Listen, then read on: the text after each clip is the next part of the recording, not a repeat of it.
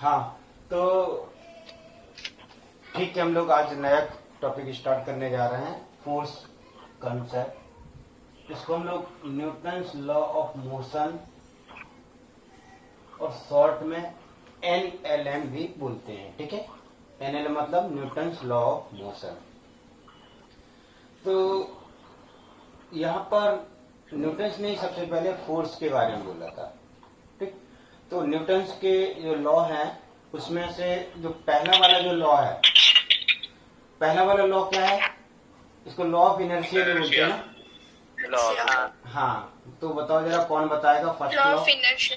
Body continues to be in a state of rest or of uniform motion until an external unbalanced force acts on it. ऐसा कुछ ना। एक एक करके बताओ, कोई बात नहीं करो आपस में। बैकग्राउंड आवाज आ रही है। बैकग्राउंड नॉइज पहले बंद करो किसी का। रीडिंग क्या दे? एवरीवन कर दो। नहीं आप। हाँ ठीक है, अब अनम्यूट करके जिसको बताना अनम्यूट करके अपना बताएगा और फिर से म्यूट कर लेगा। चलो भाई, Newton's law of motion. A body continues to be in a state of rest or of uniform motion until an external unbalanced force acts on it. हाँ ठीक है, देखो इसने क्या बोला कि एक कोई बॉडी रेस्ट में रहेगी जब तक कि उसमें कोई अनबैलेंस्ड फोर्स नहीं लग रहा हुआ। अनबैलेंस मतलब अगर मान लीजिए एक फोर्स, दो फोर्स लग रहे हैं और दोनों एक दूसरे को बैलेंस कर दे रहे हैं तो नेट फोर्स जीरो हो गया। ठीक है, थोड़ा अभी दिख रहा है? अभी दिख रहा है ना? और भी शाइन है। बहुत शाइन है।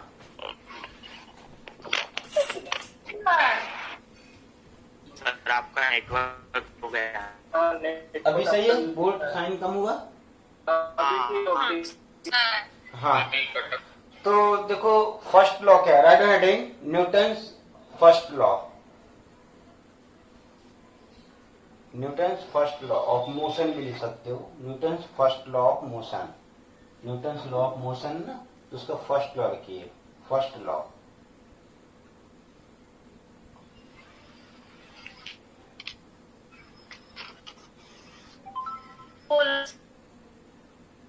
Okay, write down.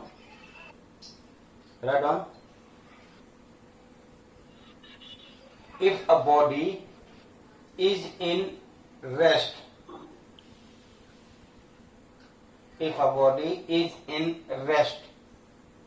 then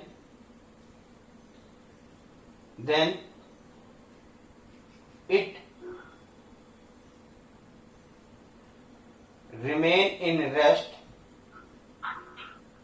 until an unknown force acts on it.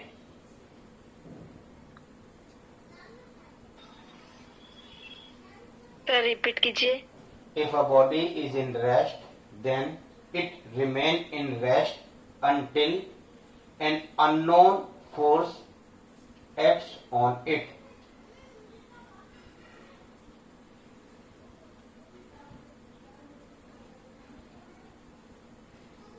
इसी में और ऐड करिए नेक्स्ट लाइन में।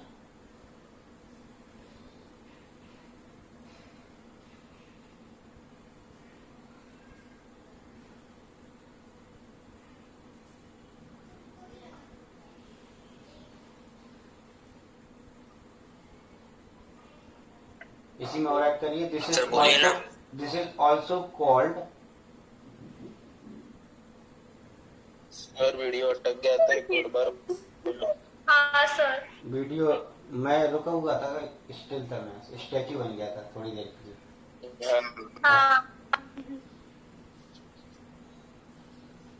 हाँ सर बोलिए ना। हाँ।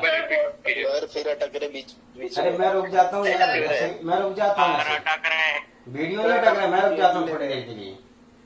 नहीं सर, आपकी लिप मूवमेंट अटक एक मिनट, जाती है। मैं कनेक्टिविटी देख लेता हूँ, मैं एक बार कनेक्टिविटी देख लेता हूँ कौन से राउटर से कनेक्टेड है। अच्छा, चेंज करता हूँ मैं राउटर। सर नहीं सही चल रहा। सर सही चल। नेटवर्क प्रॉब्लम है।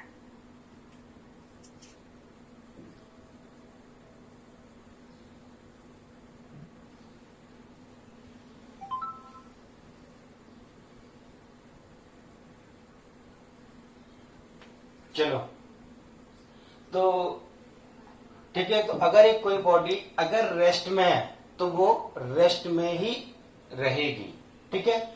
और अगर कोई बॉडी मोशन में है तो वो मोशन में ही रहेगी, ये हमारा इनर्शिया। तो रेस्ट वाले को बोलते हैं मतलब ये इसको क्या बोलते हैं हम लोग, इनर्शिया बोलते हैं कि इनर्शिया जो बॉडी का इनर्शिया है मतलब वो चेंज नहीं होगा। वैसे इनर्शिया मास से रिप्रेजेंट किया जाता है, जैसे मूवमेंट ऑफ इनर्शिया पढ़ेंगे बाद में हम लोग रोटेशन में। तो कोई अगर बॉडी है जिसका मास बहुत ज्यादा है तो उसका इनर्शिया ऑफ रेस्ट को चेंज करना है, मतलब इनर्शिया रेस्ट को इनर्शिया ऑफ मोशन में कन्वर्ट करना है, तो अपने को ज्यादा फोर्स लगाना पड़ेगा, ठीक है। और ऐसे ही मूविंग बॉडी को रोकना है या उसकी वेलोसिटी को बढ़ाना है तो भी अगर उसका मास ज्यादा होगा तो अपने को ज्यादा फोर्स लगाना पड़ेगा, ठीक। तो जो इनर्शिया है वो एक्चुअली बॉडी के मास को रिप्रेजेंट करता है कि अगर मास ज्यादा है, मतलब साइज को नहीं, मास अगर ज्यादा है तो उसका रेस्ट ऑफ इनर्शिया या फिर rest motion of inertia change करने के लिए अपने को ज्यादा फोर्स लगाना पड़ेगा, ठीक है। ओके, तो ये जो प्रॉपर्टी है बॉडी की कि बॉडी रेस्ट में है तो रेस्ट में रहना चाहती है, इसको हम लोग एक सिंपल टर्म से रिप्रेजेंट करते हैं, उसको बोलते हैं रेस्ट ऑफ इनर्शिया। मतलब जो इनर्शिया मतलब मास के रेस्ट में रहने की कंडीशन को हम लोग यहाँ पर इस वाले सेंटेंस में रिप्रेजेंट कर चुके हैं। इसको चेंज करना था, रेस्ट ऑफ इनर्शिया को चेंज करना तो अपने को क्या करना पड़ेगा, फोर्स लगाना पड़ेगा। तो अभी आपने जो लिखा उसके आगे लिखे this is also called rest of inertia. Inertia of rest भी लिखा मिल जाएगा बुक में, उससे कोई फर्क नहीं पड़ता, आपको समझना है कि क्या चीज है रेस्ट ऑफ इनर्शिया। मतलब सर इनर्शिया मतलब हम मास समझे। हाँ, जिस बॉडी का मास अगर ज्यादा है उसका इनर्शिया भी ज्यादा होगा, प्रोपोर्शनल। प्रोपोर्शनल। सर इनर्शिया मतलब मास क्या? हाँ, इनर्शिया मतलब मास बोल सकते हैं, ओके। इनर्शिया मतलब मास, मास को रिप्रेजेंट कर रहा है इनर्शिया, ठीक है। ओके, तो अगर स्टेट ऑफ मोशन मतलब एक और पॉइंट लिख लीजिए, एक और पॉइंट लिख लीजिए। अरे म्यूट अरे यार, म्यूट करो। बैकग्राउंड वॉइस आ रहा था। सर सबको म्यूट कर दीजिए, कान फटेंगे। अरे यार, मेरे कान से खून निकल रहा है। सर सबको म्यूट कर। हाँ, तो देखो हमने क्या सीखा कि रेस्ट ऑफ इनर्शिया में क्या सीखा कि अगर एक कोई बॉडी अगर रेस्ट में है तो वो रेस्ट में रहना चाहेगी, इसको हम लोग रेस्ट ऑफ इनर्शिया बोल रहे हैं। अगर हमको रेस्ट ऑफ इनर्शिया चेंज करना है तो अपने को फोर्स लगाना पड़ेगा। तो एक और पॉइंट लिखिए, राइट डाउन टू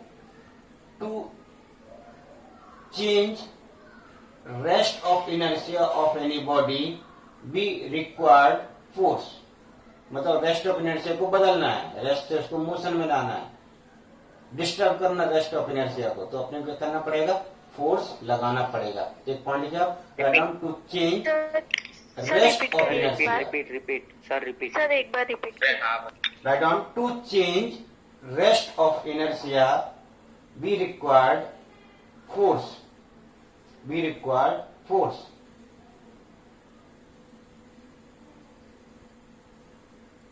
ठीक है, नेक्स्ट पॉइंट लिखिए, नेक्स्ट लाइन में फिर से लिखिए, right down if a body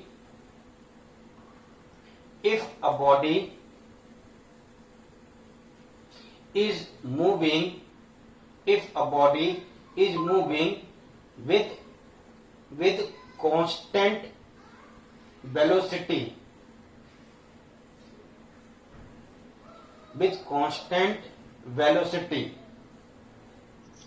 then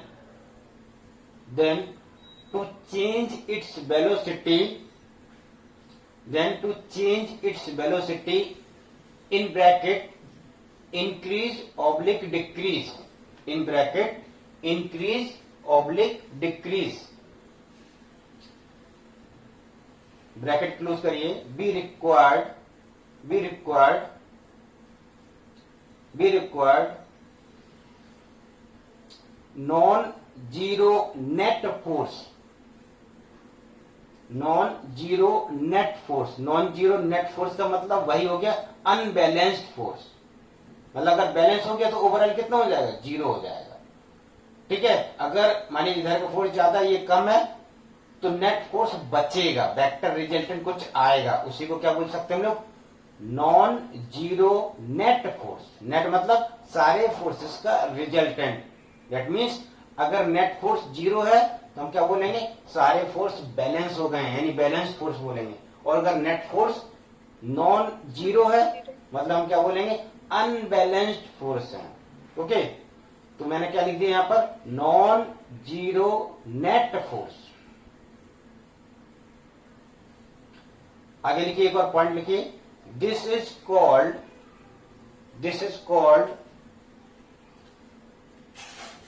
motion of inertia. This is called motion of inertia.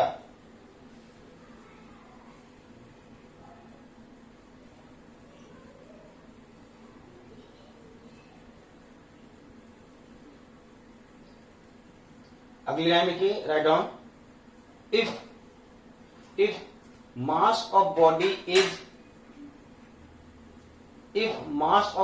is large, then inertia of body is also large. That means we required,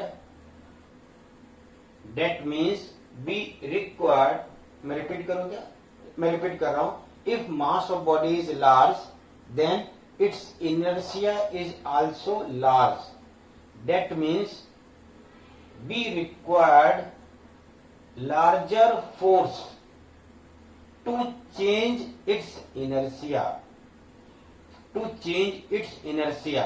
और inertia में मैंने अभी add नहीं किया मोशन या rest, यानी कोई भी इनर्शिया ऑफ रेस्ट या फिर इनर्शिया ऑफ मोशन, दोनों, टू चेंज इट्स इनर्शिया, सिर्फ इतना छोड़ दिया। या फिर आप अगर लिखोगे इट्स इनर्शिया ऑफ रेस्ट तो ऑब्लिक करके लिखना पड़ेगा इनर्शिया ऑफ मोशन भी, मतलब कोई भी किसी भी टाइप के इनर्शिया ऑफ रेस्ट या फिर इनर्शिया ऑफ मोशन, इन दोनों में किसी भी चीज को अगर चेंज करना है तो अपने को फोर्स लगेगा।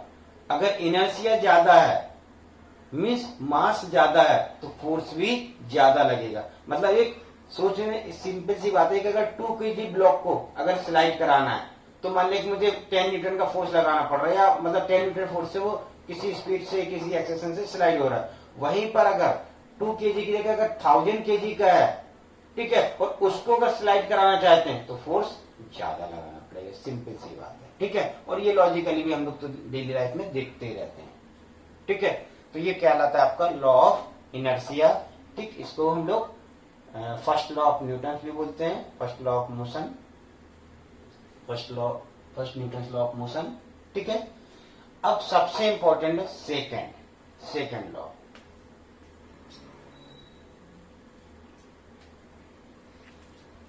सर क्या इनर्शिया की वैल्यू होती है क्या? मास की वैल्यू होती है क्या?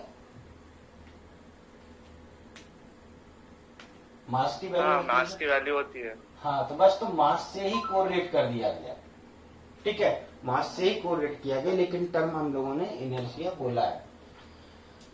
तो हमको इनर्शिया के बारे में ज्यादा सोचना ही नहीं, इनर्शिया के बारे में नहीं सोचना, और ऐसा कोई क्वेश्चन नहीं पूछेंगे वो आपसे कि दो बॉडी किसका इनर्शिया ज्यादा होगा किसका कम होगा, ऐसा कोई क्वेश्चन आने वाला है ही नहीं, ठीक है। तो सोचेगा, ठीक, आगे बढ़ो। आते हैं सेकंड में, ये है सबसे सेकंड ही इंपॉर्टेंट है, और यही इंपॉर्टेंट और यही पूरा चलेगा पूरे इस चैप्टर में, ठीक है। यानी फोर्स की जब भी हम लोग बात करेंगे तो फोर्स का बात करने का मतलब क्या हो गया, यही लॉ, सेकंड लॉ, ठीक। तो सेकंड लॉ ही हमारा मेन है यहाँ पर, और सेकंड लॉ को अच्छे से आपको समझना है। तो कोई बताएगा जरा सेकंड लॉ क्या था, न्यूटन का सेकंड लॉ? देखो थर्ड था वो एक्शन रिएक्शन वाला, वो अभी नहीं कर रहे हम लोग। सेकंड लॉ बताओ क्या था second law? Rate of change of momentum is directly proportional to force applied. बस यही है, डायरेक्टली प्रोपोर्शनल फोर्स ही हो, ठीक है, ओके। तो सेकंड लॉ क्या है, write down second law, write down the rate of change of linear momentum,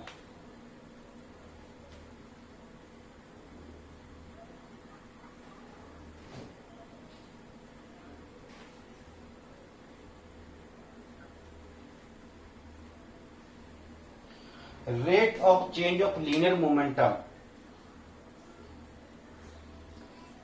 is called force.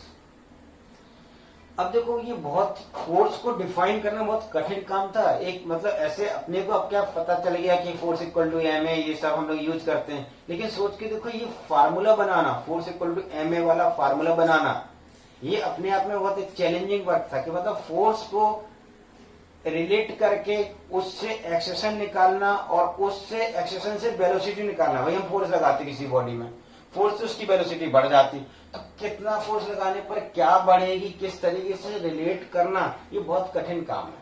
ठीक, जो कि न्यूटन ने किया. अभी अपने को क्या लगता है बहुत आसान से फार्मूला. अरे यार अटक कैसे रहा है ये, तुम लोगों का तो नहीं अटक रहा. दिख रहा है सर, बहुत नेटवर्क इशू. आप नेट स्लो है. नेट तो यार जीटीपीएल वालों का है, फास्ट ही चल रहा होगा.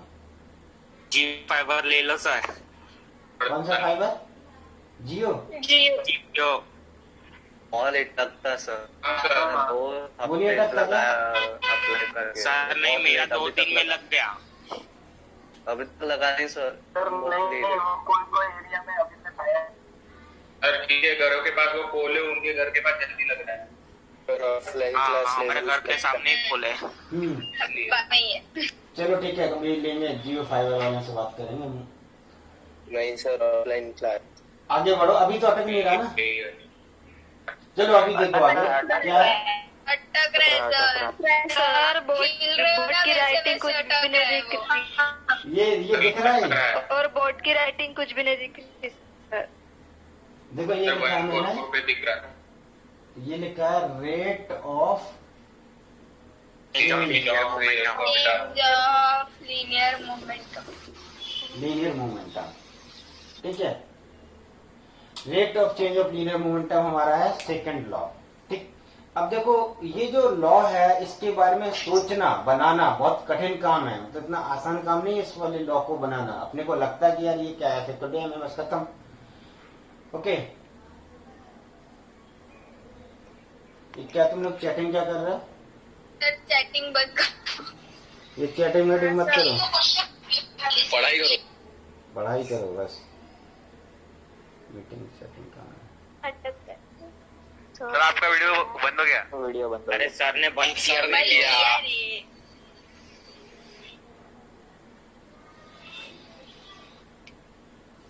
अब करो, चैट करो जरा. चैट हो रहा है क्या? सर वॉइस चैट हो रहा है.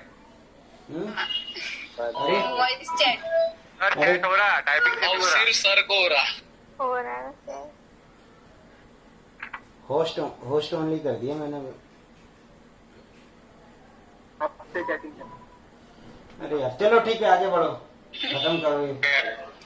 ओके, अब लोग थोड़ा सा पीछे भी लग रहे हैं, लेकिन हम लोग, आप लोग चिंता मत करो, पीछे हम लोग हैं लेकिन कवर हो जाएगा अपना. क्यों कवर होगा? क्योंकि हम लोग 11 से 12 जब मूव करते हैं तो हम लोग छुट्टी नहीं देते हैं. ठीक है, बाकी जगह 1.5 महीने की ऐसे कुछ छुट्टियां होती हैं कोटा वगैरह में.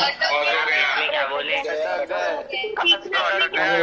तो फिर वीडियो रिकॉर्ड करके डालना चालू नहीं करना.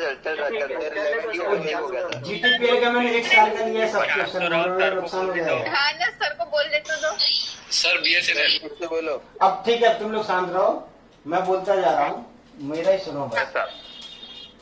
तो देखो ये जो न्यूटन थे, इन्होंने ये जो लॉ बनाया, ये लॉ बनाना इतना आसान नहीं था. मैं ये बताना चाह रहा हूँ आपको. इसके बारे में देखो, सोचो जरा कैसे उन्होंने मतलब इसके बारे में थिंक किया होगा. तो उन्होंने क्या सोचा कि यार ये जो फोर्स लगता है इसके बारे में सोच के देखें अगर, तो मान लिया कि उनके ऐसे कोई ऑब्जेक्ट है, जब वो टकरा रहा है तो टकराने की वजह से उसके कोलिजन की वजह से कोई माने सपोज एक एप्पल गिरा था उनके सिर में, तो न्यूटन के सिर में जब एप्पल गिरा होगा तो जब टकराया होगा तो उनको फोर्स लगा होगा. क्या हुआ? ठीक, तो उन्होंने तुरंत सोचा कि यार ये एप्पल की जगह अगर मानी कोई कार गिरती तो क्या होता, मेरा ज्यादा फोर्स लगता. तो वहां से उनको समझ में आया कि यार ये जो फोर्स है, ये फोर्स किसकी वजह से लग रहा है? ये फोर्स लग रहा है मास की वजह से। यानी अगर बॉडी का मास अगर ज्यादा है तो फोर्स ज्यादा लगेगा। मतलब एप्पल की जगह मान लिया कि कार आके सिर में गिरती न्यूटन की, तो क्या होता, फोर्स ज्यादा लगता। Newton will die. अब तुम लोग चैट मत करो, ठीक, सुनो पहले। न्यूटन के लोग ही नहीं बनते। तो अगर मान लिया एप्पल की जगह अगर मान लिया पूरा का पूरा कार गिरता अगर, तो क्या होता, उनको फोर्स ज्यादा लगता। तो उन्होंने फिर क्या सोचा कि यार ये जो फोर्स है किस पर डिपेंड कर रहा है, मास पर डिपेंड कर रहा है, ठीक। फिर उन्होंने एक चीज और ऑब्जर्व की कि यार नहीं, ठीक, ये तो हो गया, फिर अगर सेम मास की चीजें ले लेते हैं, सेम मास की मतलब मास सेम, और उनको हम लोग अलग अलग वेलोसिटी से कोलाइड कराते हैं। तो सपोज मानिए एक छोटी सी वॉल है, ऐसे आके टकरा रही है, उसकी वेलोसिटी है इतना सा, एक पार्टिकल है, इसका मास है मान लिया कि 0.5 kg, 0.5 kg का एक पार्टिकल है, ये आकर मान लिया कि न्यूटन यहाँ पर खड़े हुए उनसे टकराया, उसकी वजह से उनको फोर्स लगा, उसकी वजह से फोर्स लगा उनको, एक पार्टिकल आकर ऐसे टकराया, उससे फोर्स लग रहा है, ठीक है। छोटा सा पार्टिकल आया 0.5 kg का और वो आके टकराया, उससे उनको फोर्स लग रहा है। फिर उन्होंने सोचा कि यार अगर ये जो पार्टिकल है, ये पार्टिकल इस पर्टिकुलर वेलोसिटी से आ रहा है, यही सेम पार्टिकल यानी उतना ही बड़ा पार्टिकल एक बुलेट के फॉर्म में अगर गन से आ रहा होता तो मुझे फोर्स बहुत ज्यादा लगता है। अगर मानिए एक बुलेट आ रही और बुलेट आके टकराएगी तो क्या होगा, पूरा पेनिट्रेट करके उसको सत्यानाश कर देगी। तो अगर वो पार्टिकल अगर बुलेट होती उतने ही मास की होती और तो क्या होता, तो फोर्स बहुत ज्यादा लगता। इसका मतलब सिर्फ मास नहीं, इसकी जो वेलोसिटी है वो भी होना चाहिए, ठीक है, वो भी होना चाहिए कि ये जो वेलोसिटी माने एक बुलेट आ रही है उसकी वेलोसिटी है 1000 मीटर पर सेकंड, वो जब टकराएगी तो फोर्स ज्यादा लगेगा। और वहीं उतने ही मास का एक पार्टिकल आकर टकरा रहा है, बुलेट ही आ रही, किसी ने ऐसे बुलेट को ऐसे फेंक के मार दिया, ठीक, एक ने गन से मारा और मैंने क्या किया, फेंक के मार दिया, मैंने है तो बुलेट ही, बुलेट है तो वो तो लगनी चाहिए, तो मैंने ऐसे फेंक दिया लो और बुलेट गई ऐसे आई टकराएगी, कुछ नहीं हुआ, ठीक, क्यों, क्योंकि वेलोसिटी बुलेट के पास नहीं थी। तो न्यूटन ने सोचा कि यार ये जो फोर्स जो लगता है वो सिर्फ मास नहीं वेलोसिटी पर भी डिपेंडेंट होता है। यानी अगर ऑब्जेक्ट की पार्टिकल की वेलोसिटी अगर ज्यादा है तो फोर्स ज्यादा लगेगा और वेलोसिटी अगर कम है तो फोर्स कम लगेगा। यानी कि जो फोर्स है वो बुलेट की पार्टिकल की वेलोसिटी पर भी डिपेंड करेगा। तो दो चीजें हो गई, एक हो गया मास और एक हो गया वेलोसिटी। इन दोनों पर डिपेंड करेगा फोर्स, फोर्स इन दोनों पर डिपेंड करेगा। अगर फोर्स इन दोनों पर डिपेंड करेगा मतलब मास और वेलोसिटी दोनों पर ही डिपेंड करेगा, ठीक है। तो भाई चलो एक फार्मूला ऐसा होना चाहिए कि एक पार्टिकल है उसका कुछ मास है और उसकी कुछ वेलोसिटी है, तो ये वाला जो टर्म है यानी कि दोनों का जो कॉम्बिनेशन है, ठीक, वो जिस भी पार्टिकल के पास जिस भी ऑब्जेक्ट के पास ये चीज अगर ज्यादा होगी तो वो ज्यादा फोर्स लगा रही होगी और जिसके पास ये चीज कम होगी वो फोर्स कम लगा रही होगी। तो उन्होंने इसी टर्म को ही फिर एक नाम दे दिया, इसका नाम दे दिया उन्होंने लीनियर मोमेंटम। यानी कि लीनियर मोमेंटम जो है, लीनियर मोमेंटम इसको मैं P से रिप्रेजेंट कर दे रहा हूं।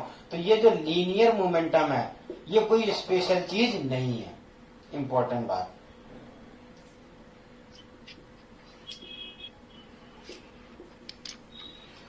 तो लीनियर मोमेंटम ये कोई स्पेशल चीज नहीं है, सबसे इंपॉर्टेंट बात ये क्या है, ये एक टर्म डिफाइन किया गया, जबरदस्ती डिफाइन किया गया, न्यूटन की समझ के हिसाब से डिफाइन किया गया।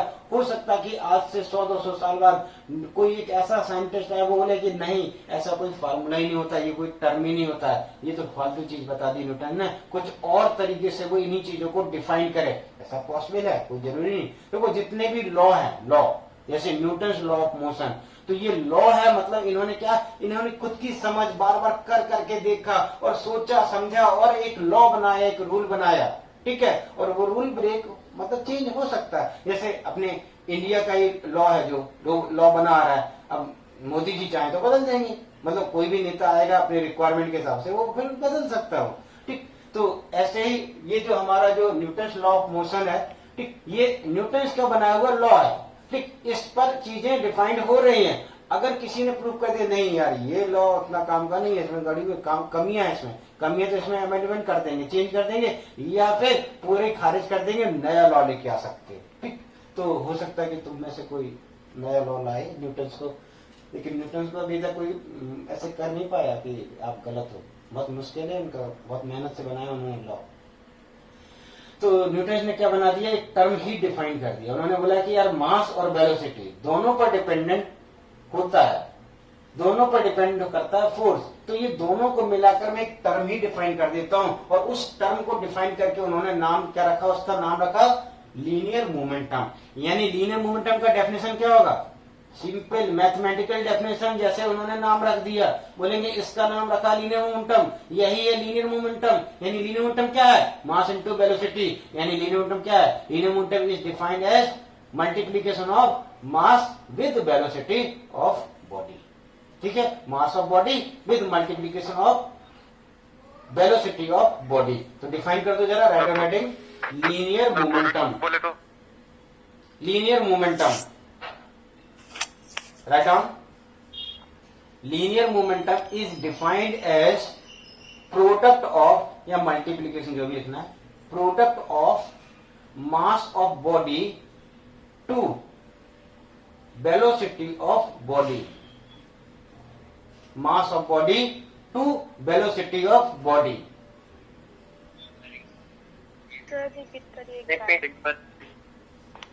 रिपीट करूं मैं, डिफाइन करना है अपने को linear momentum. Okay, linear momentum आप हेडिंग लिखिए, राइट हेडिंग लीनियर मोमेंटम। ये ऐसा कॉपी कर लिया तो इसके नीचे भी लिख सकते हो, कोई प्रॉब्लम नहीं, नीचे लिख दीजिए, इसके इतना कॉपी कर चुके तो उसके नीचे डिफाइन कर दीजिए, right heading linear momentum. It is defined as product of mass of body to velocity of body. मतलब उसी बॉडी की वेलोसिटी लेना, ऐसा नहीं कि मास ले रहे हैं हम लोग किसी वॉल का और वेलोसिटी ले रहे हैं ट्रेन की, बुलेट ट्रेन के लिए ले लो, कर दिया मल्टीप्लाई, ऐसे थोड़ी। ठीक, तो जो जिस बॉडी का लीनियर मोमेंटम हम डिफाइन करना चाहते हैं, ठीक, मैथमेटिकली उसी का मास, उसी की वेलोसिटी। क्लियर, लिख लिया सभी ने? वीडियो अटक रहा। अरे यार आज ऐसा क्यों हो रहा, बनौती लग गई क्या? आज कौन ऐसा आ गया यहाँ पर, कोई नया स्टूडेंट आया क्या आज? शुरू हो रहा आज ऐसा क्या हुआ कि आज पनौती लग गई अपना? आज पाया है इसलिए हुआ। पाई को निकालना पड़ेगा, बादल वगैरह तो नहीं। पाई को निकालना पड़ेगा। पाई अपना नाम बता दो, नहीं तो ऐसे होता रहेगा, पाई नाराज हो जाएंगे ना। बदल दिया उसने सर।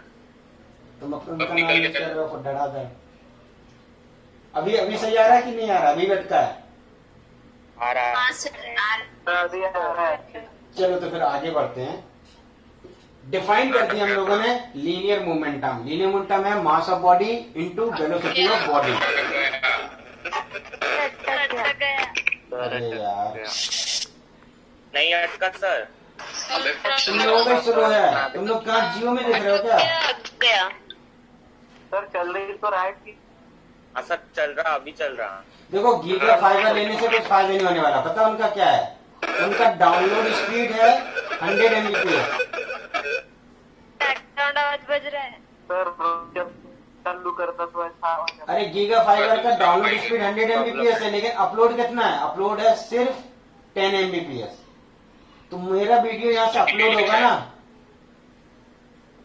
तुम लोग गीगा फाइबर ले लो सभी लोग, तुम लोगों को डाउनलोड करना है ना, तुम लोगों को मेरा वीडियो देखना है। तो जिसको देखना है उसके पास गीगा फाइबर होना चाहिए, और जिसको अपलोड करना है उसको गीगा फाइबर से फायदा नहीं, नुकसान है। मुझे क्या चाहिए, मेरा अपलोड स्पीड ज्यादा होनी चाहिए। अपलोडिंग स्पीड भी उतनी है 80 Mbps। नहीं, गीगा फाइबर में अपलोड स्पीड कम है, अपलोड स्पीड 110 बस है ना। हाँ पता कर लेना, ऐसा ही है। जाए तो पढ़ाई कर दे। चलो आगे बढ़ते हैं, ठीक है। तुम लोगों का डाउनलोड स्पीड डाउन है, तुम लोग गीगा फाइबर ले लो, मैं आगे ब्रांड बढ़ता हूं। एम्बेसडर है। तो सर इस लीनियर मोमेंटम में क्रॉस प्रोडक्ट हो रहा है कि डॉट प्रोडक्ट हो रहा है? अच्छा ये बताओ, क्रॉस प्रोडक्ट हो रहा होगा ना। ये बताओ एक यहाँ एक मिनट, इसका डाउट मैं क्लियर करता हूँ। यहाँ पर ये जो दो नंबर का जो मल्टीप्लाई हो रहा है, ये जो दो चीजों का जो दो फिजिकल क्वांटिटी का मल्टीप्लाई हुआ है, वो कौन कौन सी है? लीनियर मोमेंटम के लिए मास एंड वेलोसिटी। अब मुझे बताओ मास कैसी क्वांटिटी है, वेक्टर या scalar? Scalar, scalar, very good. और v कैसा है? वेक्टर है। अब बताओ डॉट प्रोडक्ट किसका होता है, वेक्टर वेक्टर क्वांटिटी का होता है या स्केलर स्केलर का होता है, या स्केलर और वेक्टर का होता है? वेक्टर का नहीं होता। Vector vector vector vector. इसका मतलब समझ में आ गया? ना ये डॉट प्रोडक्ट है ना ये क्रॉस प्रोडक्ट है। आप ऐसे समझिए कि एक वेक्टर है वेलोसिटी वेक्टर और उसमें किसी नंबर का मल्टीप्लाई हो रहा है। अगर मान लीजिए बॉडी का मास है 5 kg और वेक्टर है अपना v का वैल्यू है, v का वैल्यू है सपोर्टेड 2i प्लस 3j, तो यहां पर क्या आ जाएगा आपका 2i प्लस 3j। अगर v है, v का वैल्यू है 2i प्लस 3j और मास का वैल्यू है चलो 5 kg, ठीक है। तो लीनियर मोमेंटम क्या होगा 5 इंटू 2i प्लस 3j, यानी कि एक नंबर 5 का मल्टीप्लाई कर देंगे वेक्टर में, तो वेक्टर क्या हो जाएगा 5 टाइम्स बढ़ जाएगा और कुछ नहीं। एक वेक्टर है इस डायरेक्शन में, मान लिया कि एक वेक्टर है वेलोसिटी वेक्टर है, इसमें हमने मल्टीप्लाई कर दिया 5 का, तो इसका जो लेंथ है वो 5 टाइम्स हो जाएगा, यानी मैग्नीट्यूड 5 टाइम्स हो जाएगा। मतलब ये क्या आ जाएगा आपका लीनियर मोमेंटम कितना आ जाएगा, लीनियर मोमेंटम आ जाएगा आपका 5 इंटू, मैं डायरेक्ट कर दूं मल्टीप्लाई 10i प्लस 15j, ये हो जाएगा अपना लीनियर मोमेंटम, ठीक। तो ना ही यहाँ पर क्रॉस प्रोडक्ट है ना ही यहाँ पर डॉट प्रोडक्ट है, यहाँ पर कौन सा प्रोडक्ट है, एक नंबर का वेक्टर के साथ सिंपल प्रोडक्ट है, सिंपल प्रोडक्ट है। ये हो गया something times of velocity, something times कितना टाइम्स m टाइम्स, m की वैल्यू अगर 5 है तो 5 टाइम्स ऑफ v, ठीक है। ओके, तो ये हो गया हमारा क्या हो गया लीनियर मोमेंटम हमने डिफाइन कर दिया। फिर न्यूटन ने और ऑब्जर्व करके देखा कि मान लिया कि किसी ने एक बुलेट मार, मैंने एक बुलेट फायर की, ठीक है, और बुलेट अगर फायर की, एक मान लीजिए चलो किसी ने बुलेट फायर की और बुलेट ऐसे आ रही है, इधर से एक बुलेट आ रही है, बुलेट अगर ऐसे आई मुझे टकराई, मुझे फोर्स लगेगा। मान ली बुलेट ऐसे आ रही है और ऐसे निकल गई, क्या फोर्स लगेगा? ऐसे आ रही बुलेट और ऐसे निकल गई बाजू से निकल गई तो क्या होगा, क्या फोर्स लगेगा या नहीं लगेगा? नहीं लगेगा। नहीं लगेगा। तो न्यूटन ने सोचा यार जब टकराती तो फोर्स लगता और बाजू से निकल जाती तो नहीं लगता, इसका मतलब क्या होगा, टकराने से क्या होगा, टकराने से हो क्या रहा है, एनर्जी वेलोसिटी लीनियर मोमेंटम में चेंज आ रहा है, मतलब ये जो चेंज है उसकी वजह से फोर्स लग रहा है। अगर ये बुलेट को ऐसी जाने दी, मान ली मैंने यहाँ पे एक छेद करके रखा अपनी बॉडी में, आई बुलेट निकल गई, लो क्या फोर्स नहीं लगेगा, ठीक, ओके, या बाजू से निकल गई तो फोर्स नहीं लगेगा। लेकिन अगर हमने उस बुलेट को छेड़छाड़ किया, उसमें रोकने की कोशिश की, ऐसे बुलेट बाजू से जा रही थी, मान ली मन किया तो छेड़छाड़ कर दी, हाथ लगा दिया, तो क्या होगा, फोर्स लग जाएगा। यानी कि अगर हमने इसमें छेड़छाड़ की यानी इसको चेंज किया तो फोर्स लगेगा। मतलब जो फोर्स होगा वो फोर्स किस पर डिपेंड होगा कि हम इस लीनियर मोमेंटम को कितना छेड़छाड़ कर रहे हैं, डेल्टा पी, ठीक है, कितना छेड़छाड़ कर रहे हैं उसके हिसाब से फोर्स लगेगा। हाँ, अब अगर मान लिया कि हमने ऐसा किया कि उतना ज्यादा चेंज नहीं होने दिया, ठीक, उतना ज्यादा चेंज नहीं होने दिया, कम ही चेंज होने दिया तो फोर्स कम लगेगा। मान ऐसे बुलेट जा रही है और हमने ऐसे इस जगह पर बुलेट को टकराने दिया था, तो क्या होगा, ऐसे बुलेट टकराएगी, ऐसे निकल जाएगी मेरी उंगलियों से, ठीक। तो बुलेट की जो वेलोसिटी है उसमें चेंज उतना ज्यादा नहीं होगा, और चेंज ज्यादा नहीं होगा तो लीनियर मोमेंटम में भी ज्यादा चेंज नहीं होगा। मान लीजिए पहले आ रही थी 100 मीटर पर सेकंड से, मैंने ऐसे हाथ लगाया, लेकिन मैंने जानबूझ के इस तरीके से लगाया कि बुलेट यहाँ टकराए और निकल जाए, ठीक। तो वेलोसिटी उसकी कितनी हुई, 100 से वाली 99 हुई, तो मुझे फोर्स कम लगा। लेकिन मैंने क्या किया, ऐसे हाथ ऐसे लगाया बीच में और यहाँ बुलेट टकराई अगर, तो मुझे फोर्स ज्यादा लगेगा, क्योंकि हो सकता है कि वेलोसिटी 100 से चेंज होकर 90 हो गई तो फोर्स मुझे ज्यादा लगेगा।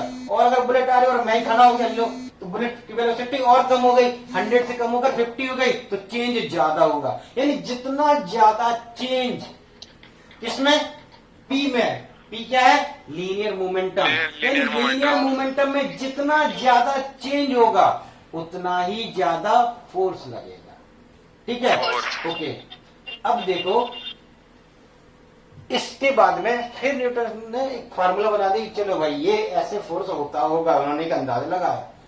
उस टाइम पे क्या क्रिकेट का बहुत जमाना था, बहुत क्रिकेट, मतलब देखो तुम लोगों ने देखा होगा एक लगान मूवी में भी अंग्रेज लोग क्रिकेट बहुत खेला ही करते थे, ठीक? तो उस समय क्रिकेट का ही जमाना था। तो उस समय भाई न्यूटन भी पहुंच गए क्रिकेट स्टेडियम, देख रहे थे क्रिकेट देखते देखते उन्होंने क्या देखा कि यार एक प्लेयर जो था, जो मतलब कैप्टन था टीम का, उसके पास कैच आया।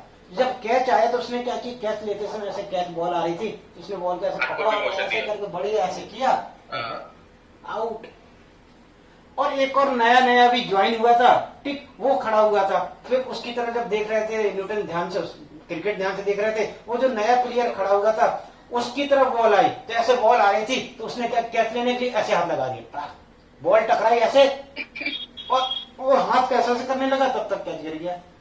न्यूटन ने सोचा यार वो जो दूसरा वाला जो कैप्टन था टीम का, उसको तो वाले को कुछ लगा ही नहीं हाथ में, वो तो बढ़िया ऐसे आउट आउट बहुत एंजॉय कर रहा है, बढ़िया, उसके हाथ में कुछ भी नहीं लगा। और जो दूसरा वाला था उसने ऐसे हाथ लगाया, ज्यादा ऊपर भी नहीं गई थी बॉल, जरा सा ऊपर गई थी, आई, ठीक है, आई तो उसने ऐसे हाथ लगा दिया, और जब बॉल टकराई तो टकराने के बाद उस कैच वेच तो गया भाड़ में, वो ऐसे हाथ करते करते फड़फड़ाते फिर रहा है। इसका मतलब उसको फोर्स ज्यादा लगा। तो एक को फोर्स ज्यादा लगा और एक को फोर्स कम लगा, इसका रीजन क्या है न्यूटन सोचते रहे। फिर उनको समझ में आ गया। क्या आपको वो समझ में आ रहा है कि एक को फोर्स ज्यादा लगा, एक को फोर्स कम लगा? क्यों?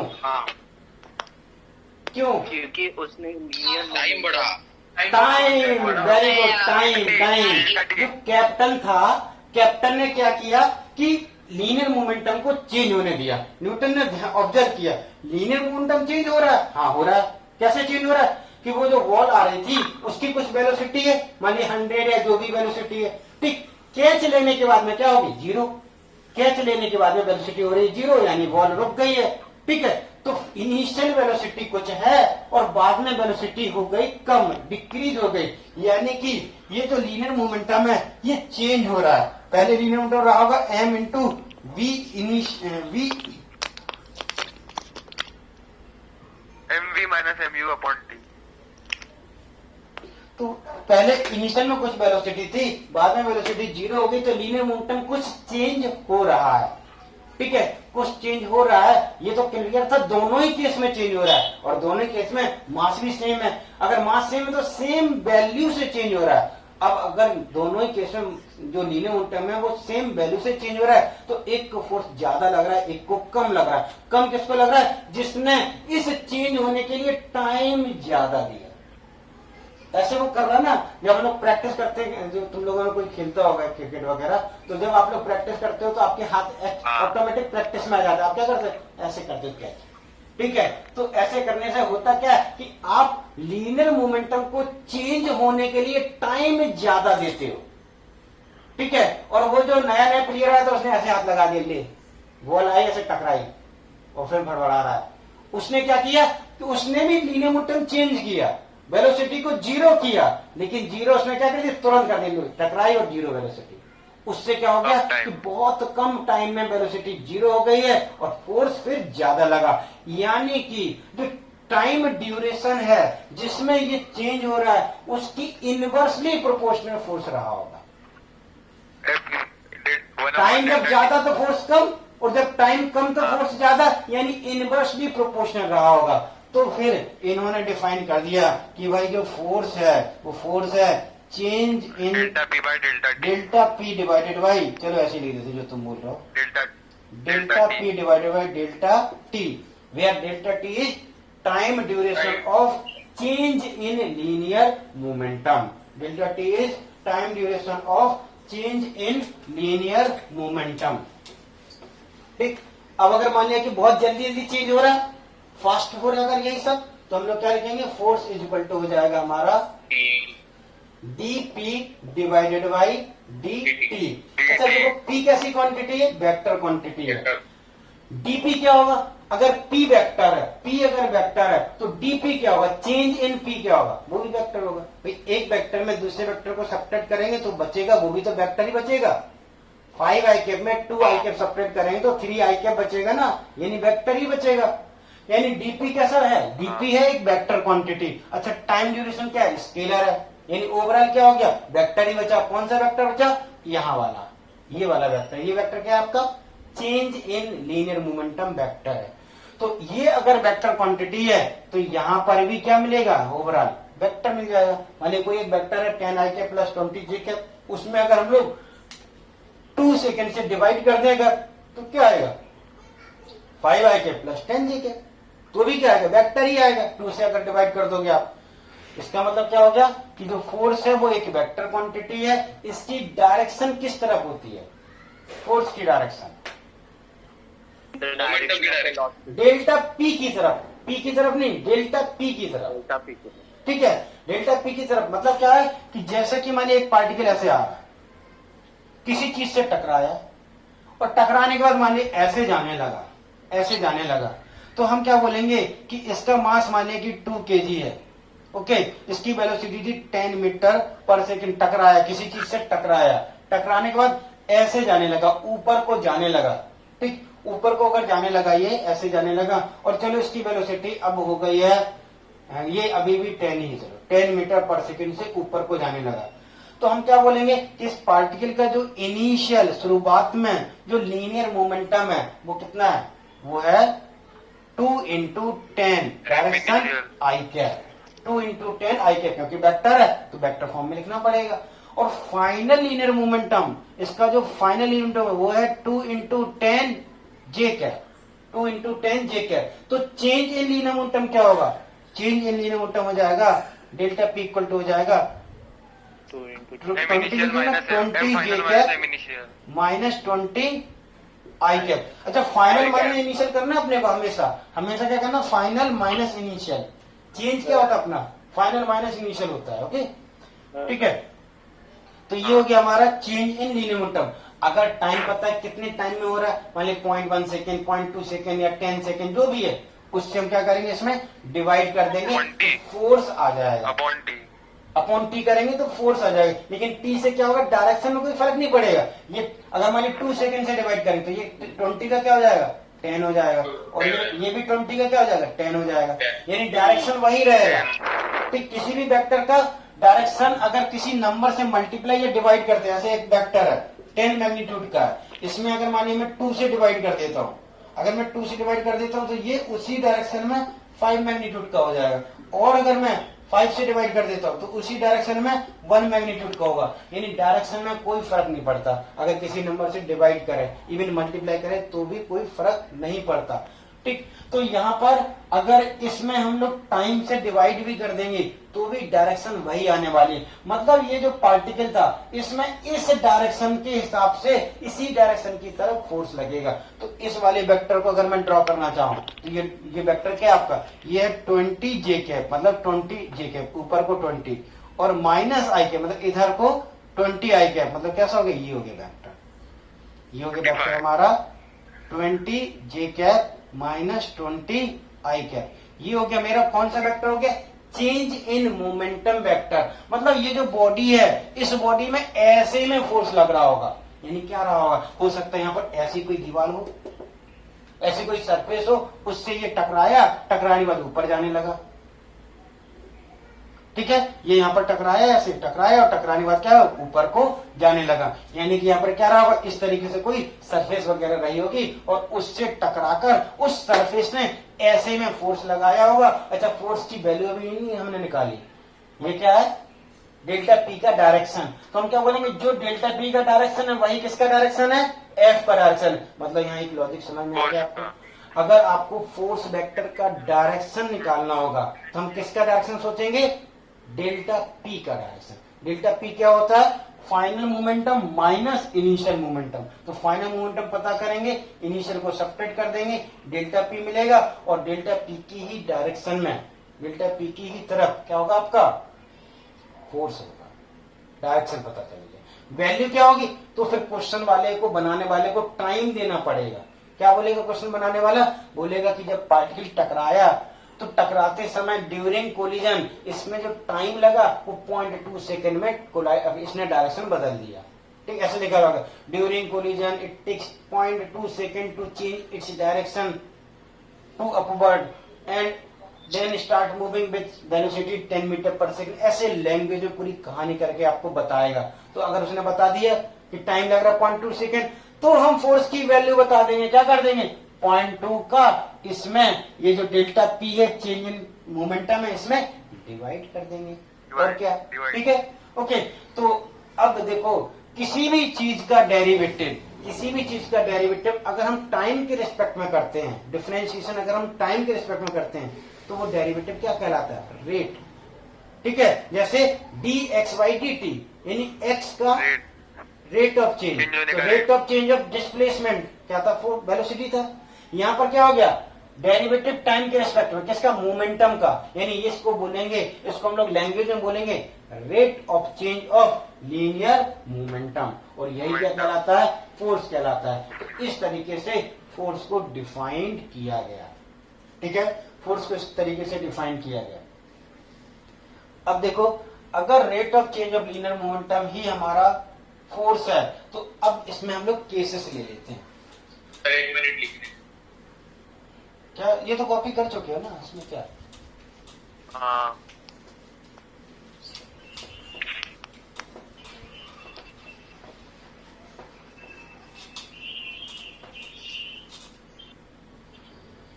हाँ, तो हम लोग मान लिया कि यहाँ पर rate of change of linear momentum force हम डिफाइन ऑलरेडी कर चुके हैं, ठीक।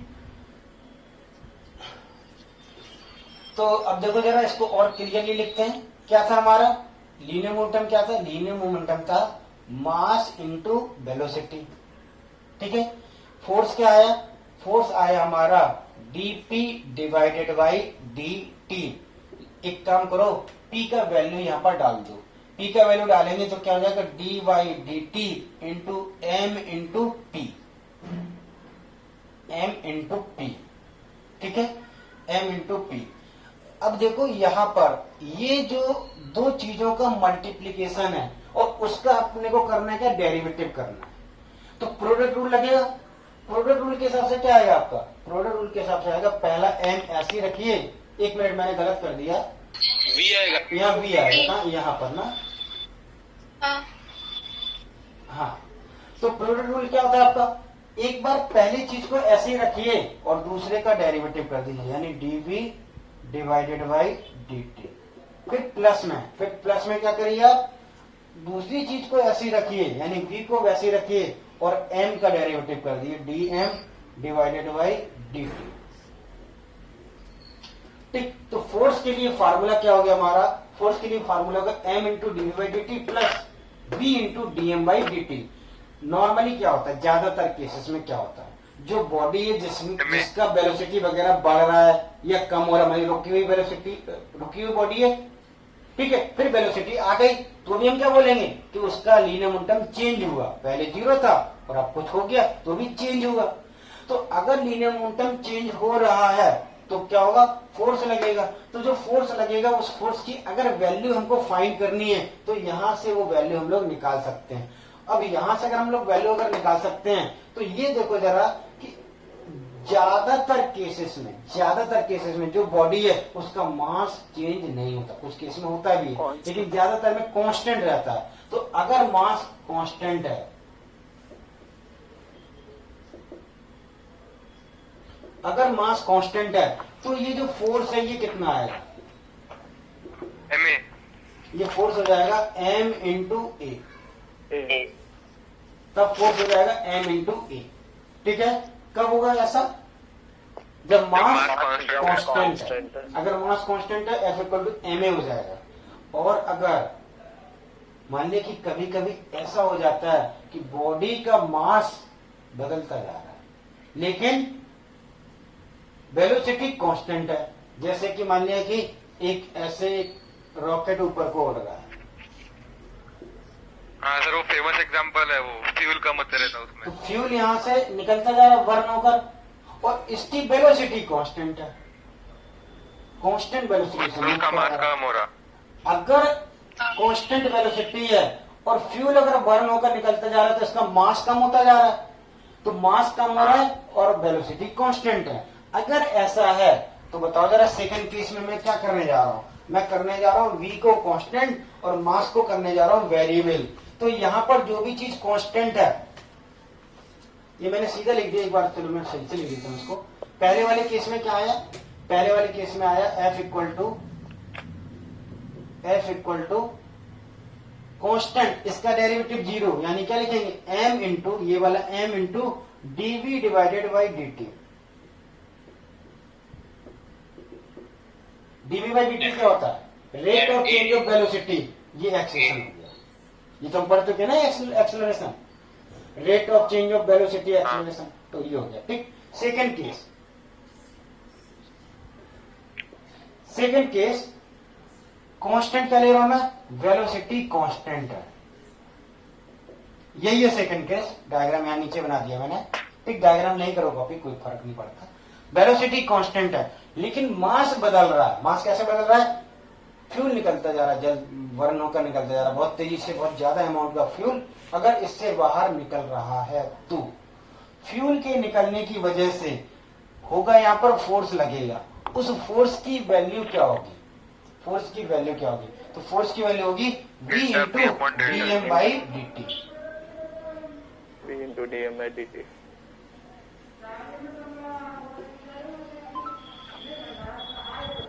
v into dm by dt। Third case,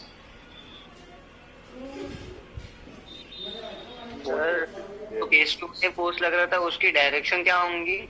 किसकी, केस 2 में जो फोर्स लग रहा है ना, हाँ, उसकी डायरेक्शन वेलोसिटी के डायरेक्शन। वेलोसिटी क्या करना लास्ट नहीं वेलोसिटी के अलाउ नहीं होगी,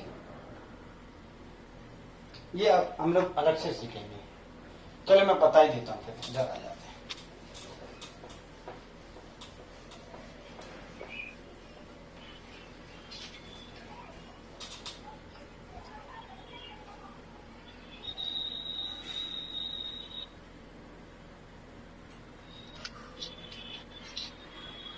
देखो यहां पर इसकी अभी डायरेक्ट, इसको एक काम करो, इसकी वैल्यू के बारे में बात कर लो आप, डायरेक्शन हम बाद में देखेंगे अलग से, ये वाला केस हम जब सीखेंगे तो हम पूरा डिटेल में। होता क्या है, मास को क्या बोलेंगे? मास तो मास ही ना, बॉडी का मास, और क्या है,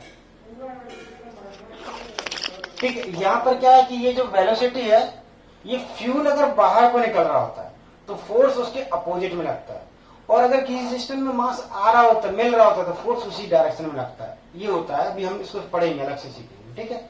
ओके, इसका डेरिवेशन करना पड़ता है। एक्चुअली फ्यूल की वेलोसिटी भी लेंगे ना हम लोग, फ्यूल बाहर को निकल रहा है तो नेट वेलोसिटी, तो उसमें एक टर्म आ जाता है फिर रिलेटिव वेलोसिटी, तो फ्यूल की रिलेटिव वेलोसिटी आता है टर्म, ठीक। तो अभी उसको छोड़ देते हैं, उसका डेरिवेशन हम बाद में करेंगे, ठीक। ओके, उसको बोलते हैं वेरिएबल मास सिस्टम, मतलब मास कैसा अपना वेरिएबल है, वेरिएबल मास सिस्टम। और अगर तीसरा केस, मानिए दोनों ही चीज, कौन कौन, ये मास और ये वेलोसिटी दोनों ही कांस्टेंट नहीं है।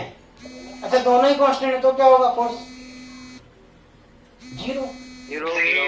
अगर दोनों ही कांस्टेंट है मतलब